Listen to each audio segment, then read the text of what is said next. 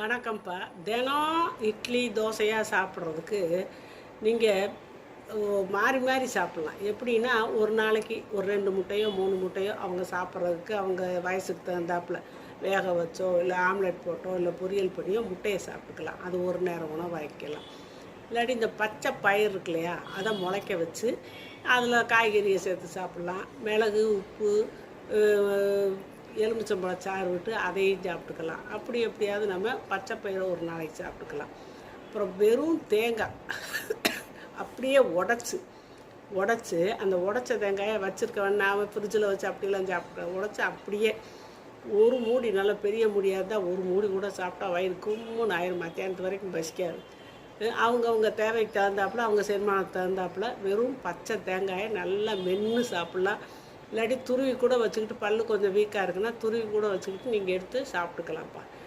அப்புறம் தயிர்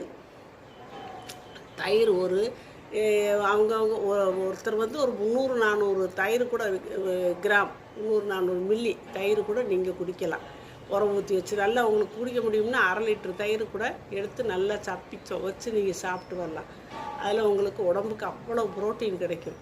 அப்புறம் ஒரு நாளைக்கு சப்பாத்தி, ஒரு நாளைக்கு இட்லி, ஒரு நாளைக்கு தோசை, இப்படி மாறி மாறி வாரத்தில் எல்லாம் சாப்பிட்லாம். எல்லா சத்தும் உங்களுக்கு உடம்புக்கு கிடைக்கும். தினம் இட்லி தோசைன்னு பசங்களும் வெறுத்து போவாங்க, பெரியவங்களுக்குமே அது ஒரு மாதிரி வெறுப்பு அதே தெரியும். இது இப்படி ஆரோக்கியமாக சாப்பிட்டு வரலாம்ப்பா.